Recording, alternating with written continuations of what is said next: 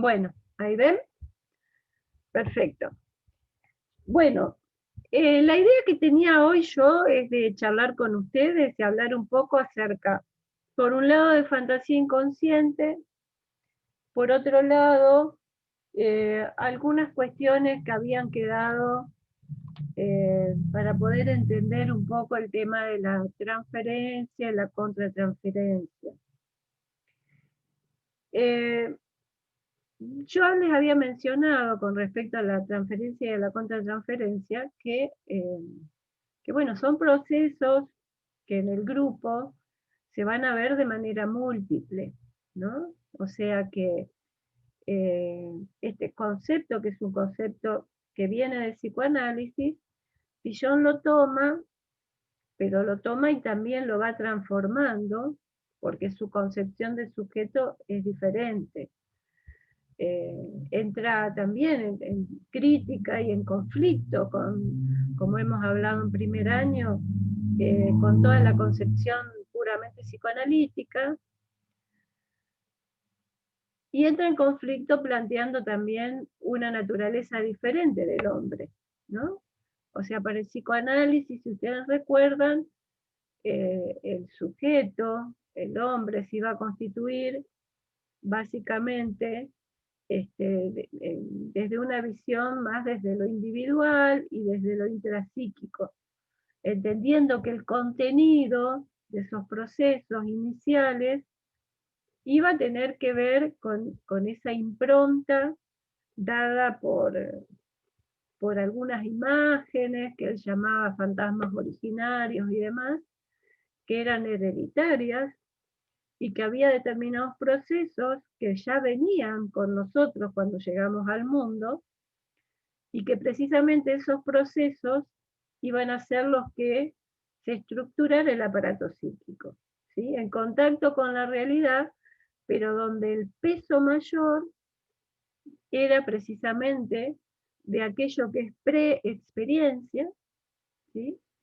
Y que eso iba a ir moldeando ese aparato psíquico, iban a emerger las instancias, que si ustedes recuerdan, la primera tópica y la segunda tópica, el, el yo y el super yo, segunda tópica, primer tópica, consciente, inconsciente, preconsciente.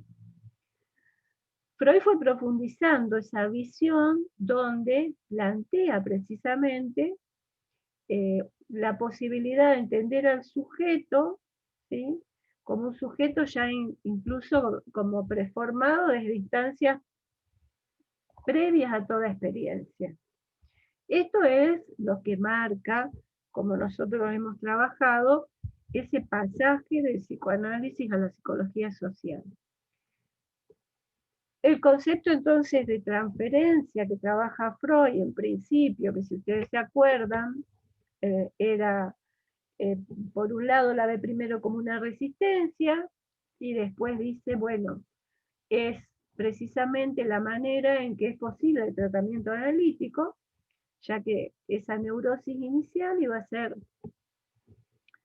eh, iba a ser cambiada de alguna manera por lo que él llama la neurosis de transferencia. O sea que todo aquello que había ocurrido, que estaba ocurriendo, digamos, en ese sujeto, en el inconsciente de ese sujeto, y que tenía que ver con su neurosis, se iba a poner en juego en el tratamiento analítico con la figura del médico. ¿Cómo?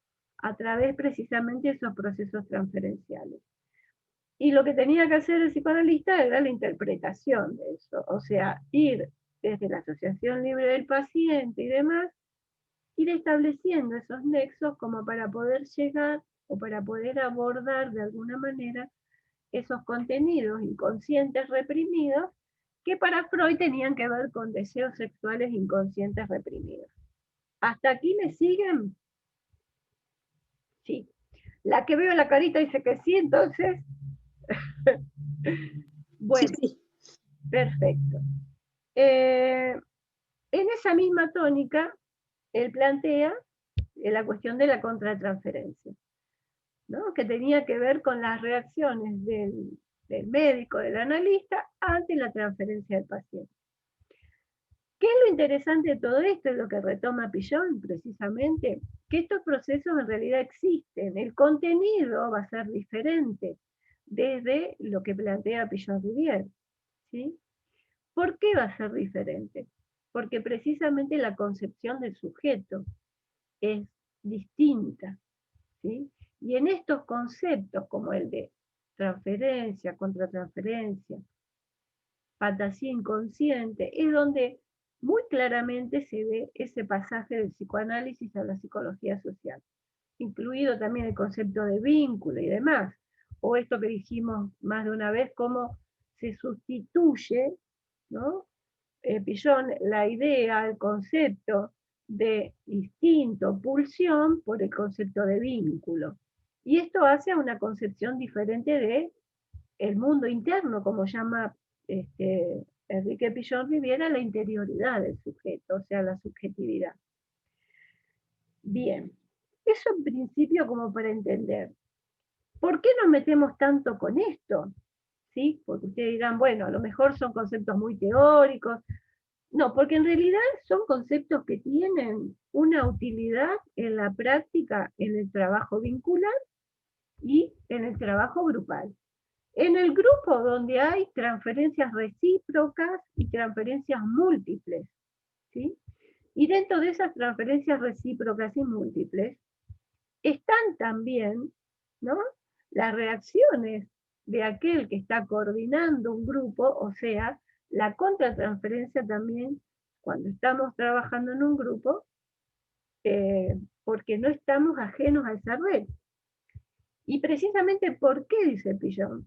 Porque esa estructura que tiene lo grupal, ¿sí?, es similar a la estructura de nuestro mundo interno, que está organizado realmente como un grupo interno, poblado de múltiples relaciones que hemos ido internalizando a lo largo de nuestra vida, ¿sí?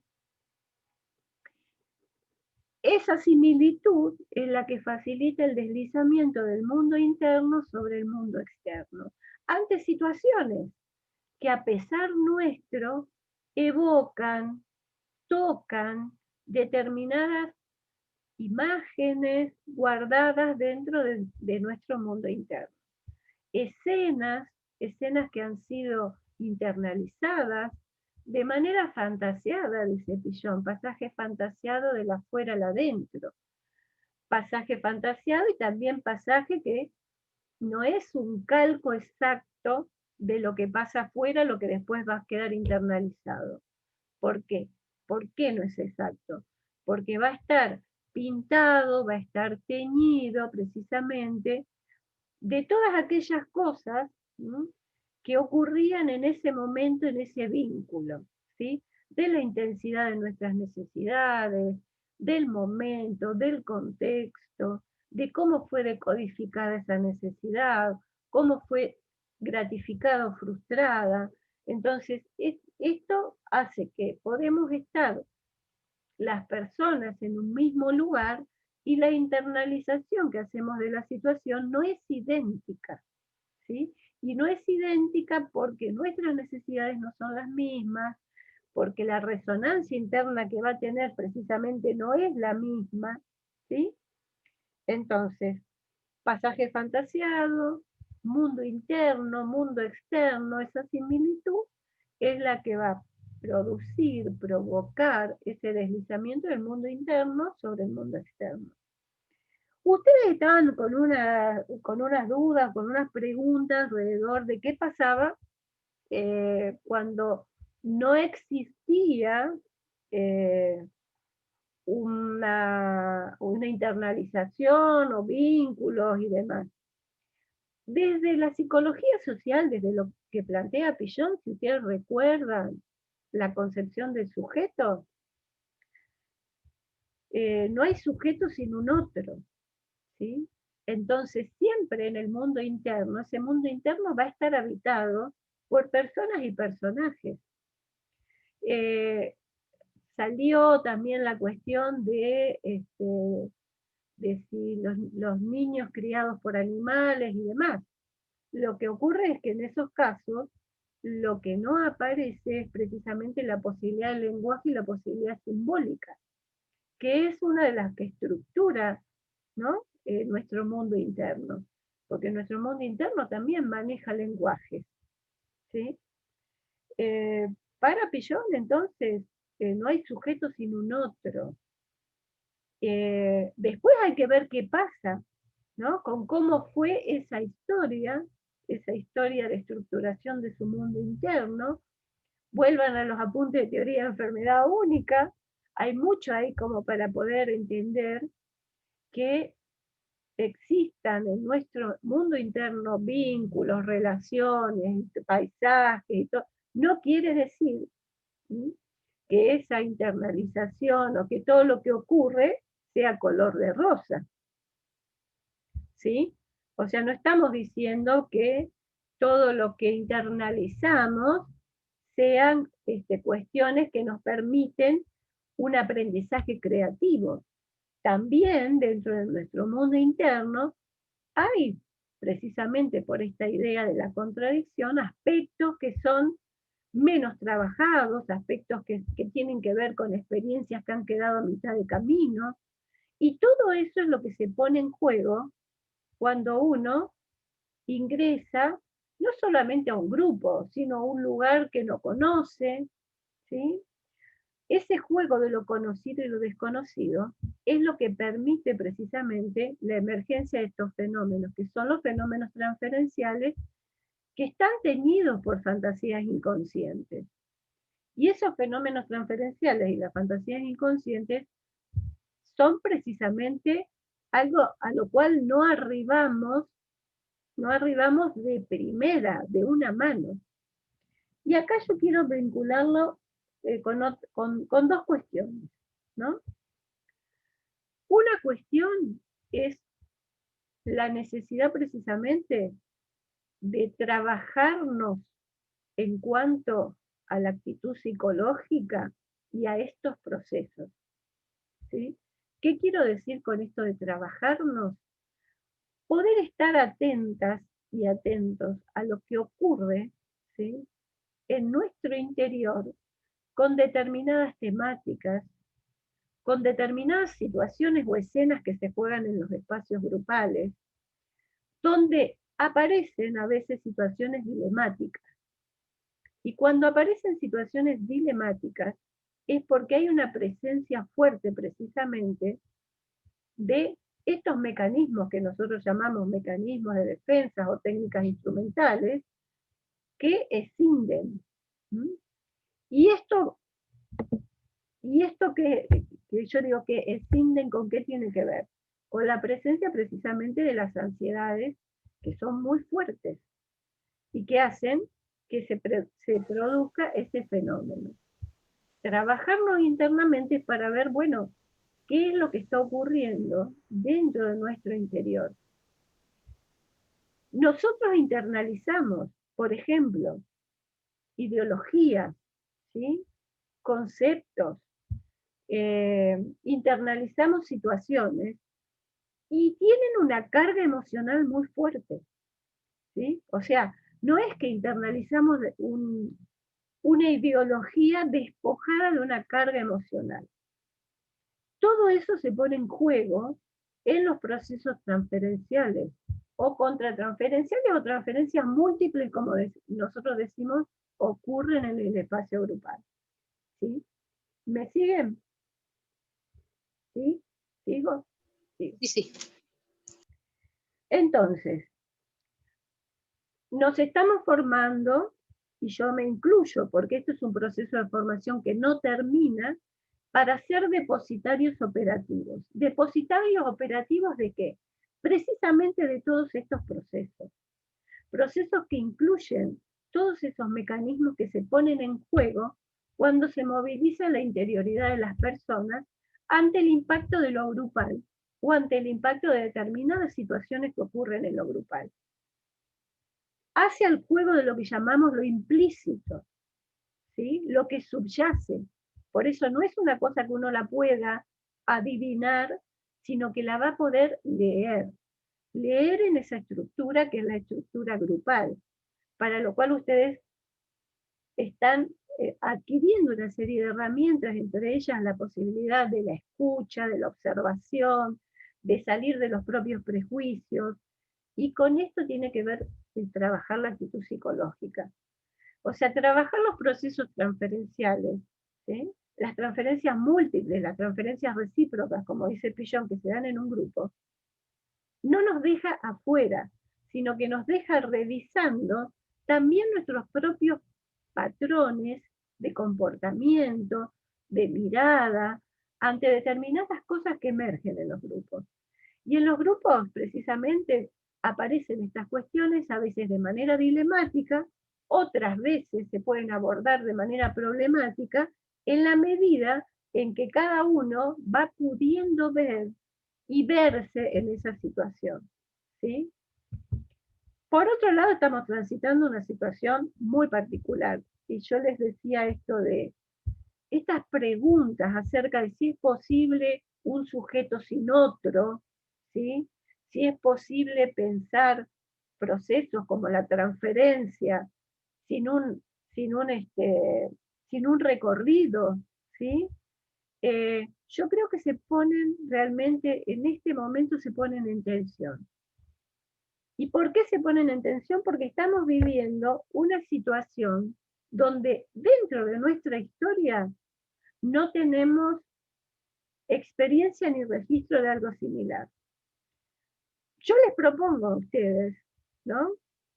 Poder aprovechar esta situación como para poder también internamente, hablando esto de la actitud psicológica, de las transferencias, de las fantasías, del ida y vuelta, poder analizar y poder ver y verse en la historia personal de cada una, cómo ha sido el proceso de cada una ante una situación de desestructuración o de cambio grande, abrupto, ¿sí? Ante una situación de enfrentarse a lo desconocido. Porque todo eso es lo que se nos está poniendo en movimiento en estos momentos, ¿sí? Lo conocido para ustedes, para mí, era lo nuestro cotidiano, nuestra manera de aprender, el grupo operativo, el estar cara a cara. Esta situación la vamos conociendo, era totalmente desconocida, por ejemplo, con respecto al aprendizaje, la vamos conociendo en la medida en que la vamos transitando. Si a mí hace un año atrás me decían que yo iba a estar dando clase por Zoom, que ni sabía que existía, ¿sí? Y que iban a estar las compañeras de tercer año observando, ¿sí? Una pantalla de Zoom y ustedes aprendiendo el segundo desde la pantalla, yo hubiera dicho, ¿qué se tomaron? ¿No? ¿Cómo vamos a hacer eso? Es una locura. Bueno, no es una locura, es la posibilidad que tenemos de seguir aprendiendo hoy. Entonces, este espacio es un espacio de múltiples transferencias y de transferencias recíprocas.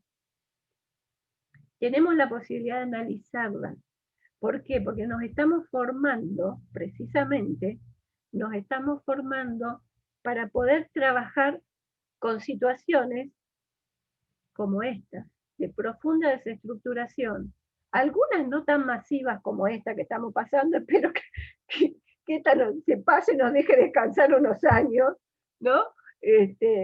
Pero para eso nos estamos formando.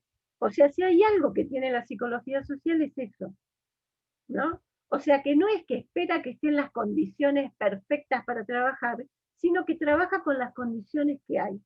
Y dentro de las condiciones que hay, planteamos un encuadre y una manera de abordar la tarea, que lo que no se tiene que perder es eso. Entonces es un desafío, ¿no? De esto no tenemos historia. Ustedes preguntaban por la historicidad, y yo les puedo decir, desde la psicología social, desde esta del psicoanálisis a la psicología social, lo que plantea Pillon, no hay sujetos sin historicidad, no hay grupos sin historicidad. Podrá tener una historicidad complicada, podrá tener una historicidad de Mer, podemos decir, podrá tener una historicidad refulgente, maravillosa, ¿sí? Podrá tener una historicidad empobrecida, podrá tener una historicidad que se ve claramente su identidad, pero no hay sujeto, no hay grupo sin historicidad. El grupo, en la medida que se va gestando su historia y va gestando su historicidad. Me quedan 10 minutos, me dice el muchacho este, después de los 10 minutos, cuando se corta, hablo otro. Y volvemos a la misma, en el mismo enlace. Bueno, entonces, ¿cuál será la historia grupal gestada en esta pandemia? Yo me preguntaba y me pregunto, y trabajamos con nuestros compañeros de vínculo y trabajamos con compañeros de otras escuelas de psicología social. ¿Cómo es esta historicidad que se está gestando en estas condiciones? ¿Cuánto de diferente tiene con respecto a lo que hemos transitado? ¿Cuánto de similar tiene? ¿Cuánto de aprendizaje para nosotros tiene? ¿Por qué? Porque pone a prueba nuestros instrumentos, pone a prueba nuestros dispositivos en una situación extrema, ¿sí? Porque siempre están puestos a prueba. Cuando uno va a trabajar en una comunidad, por ejemplo, ¿sí? O en un lugar, no puede armar el grupo operativo como lo armamos para el grupo operativo de aprendizaje. La gente entra y sale, nunca a lo mejor los miembros no son los mismos, lo cual no quiere decir que no haya un proceso y una continuidad que tenemos que pescarla a ver cómo se da, ¿sí? Entonces, se me secó el garguero. No hay grupo que no tenga una historicidad. Ya les digo, no hay sujeto que no tenga una historicidad. Esto desde la concepción del sujeto. Y esto fue precisamente lo que abrió esa brecha entre el psicoanálisis y la psicología social. Porque Pillon le dio a la experiencia un lugar fundamental para la estructuración del psiquismo. Cosa que para Freud no era de esta manera, ¿no? Para Freud era, digamos, el sujeto del inconsciente, el ello puro que nacía donde estaba ya ahí toda esa energía, que se iban a diferenciar esas instancias en contacto con la realidad, pero donde había una represión originaria, donde estaban los fantasmas originarios, donde ya veníamos con la carga completa, digamos, ¿no? Y que después al contacto con el mundo iban a pasar determinadas cosas, ¿sí? ¿Por qué? Porque ese deseo no se iba a poder satisfacer o no iba a poder salir de la manera que buscaba salir. Bien. Esto, a ver, ¿por dónde? Entonces, Yo quiero decir algo, ¿puedo? sí, puede. No, que digo que, o sea, hay un punto de quiebre obvio entre Freud y Pichon Rivière, pero digo, Freud no negaba lo social tampoco, porque si por ahí Freud se guiaba por los traumas del pasado, de los padres y todo eso, también estaba como afirmando que hay un grupo. Si ustedes se acuerdan de un artículo que se llama Freud, punto de partida de la psicología social. El tema es que para Freud no era lo determinante en el sujeto. O sea, la experiencia Claro. era lo determinante. O sea, no, Freud hablaba Claro. de familia y todo lo demás. Él dice, por ejemplo, el complejo de Edipo se va a dar independientemente del lugar, el tiempo, el espacio, porque es un universal. ¿Sí? Los fantasmas originarios van a ser, ¿cuáles son los fantasmas originarios? Por ejemplo, la seducción de un adulto hacia un niño. ¿Sí? Eso es un fantasma originario, digamos, es una escena. Ay, no escuché bien, ¿qué son los fantasmas originarios? Ahora vamos, cuando entremos en fantasía inconsciente, vamos a hablar un poquito, porque son esas estructuras, ¿sí? Esquemas inconscientes heredados, ¿sí? Un esquema inconsciente heredado, por ejemplo, es el de la seducción de un adulto hacia un niño. Esto es, además, peligroso plantearlo de esta manera, porque dice Freud, no hace falta que se haya dado para que esto aparezca. ¿Sí? ¿Esto sería como una patología? ¿Podría hablar un poquito más fuerte? Porque se escucha suavecito, o sea, bastante despacito. Sí, Ana. Estoy hablando fuerte, les digo. Aunque usted no lo crea, después me ve en la garganta. Esto hablo más fuerte que en clase. Oh, Pero, y tengo el volumen de esto puesto al máximo. Claro, por ahí porque desde la compu se escucha despacito, pero con el auricular se siente, o sea, se escucha mejor. Pero bueno. Auricular. Sí. Sí, además, bueno, nos adentramos en una temática donde hay cosas que a veces también para escucharlas nos generan ruido, ¿no? Más allá de los ruidos propios de este medio que nos estamos comunicando.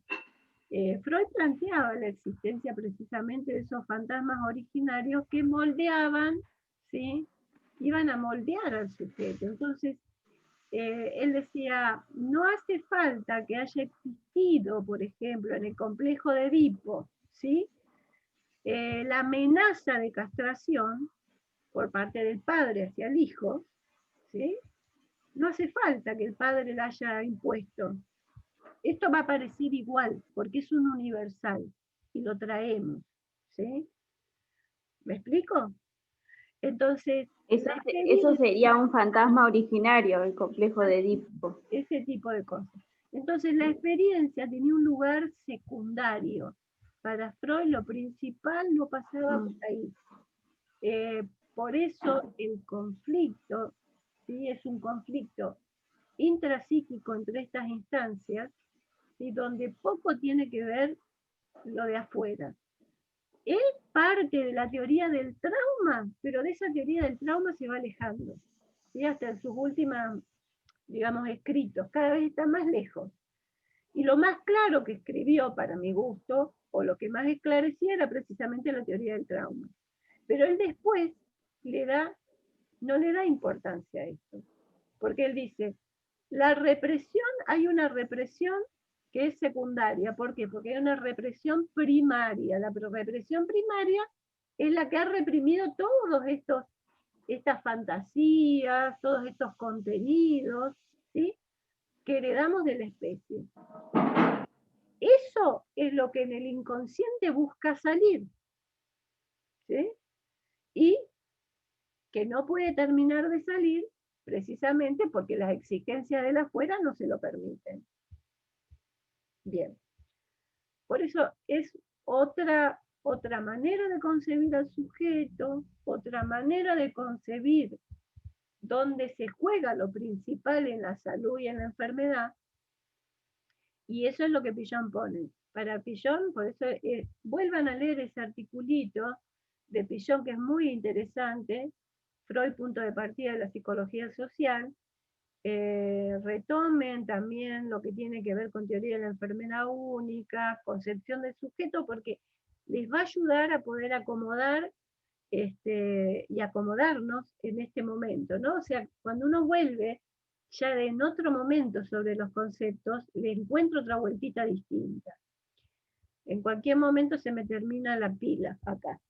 Igual ahí, profe, aclaraste un montón de cosas, en realidad refrescaste, digo yo, porque yo eso es verdad, ahora digo, claro, sí, no hay concepción sin un otro, y Pichón tomaba como la experiencia, que distinto a Freud. Así que ahí me refrescaste un montón, profe, gracias, porque yo digo, no puede ser que me haya olvidado cosas, pero ahí me has refrescado un montón y la verdad que está bueno siempre volver a las copias, a volver a revisar, así que buenísimo, me quedó súper claro. Lo interesante de esto es que podamos ver precisamente, a ver, ¿qué pasó o qué nos está pasando en este momento que por ahí me olvidé de eso?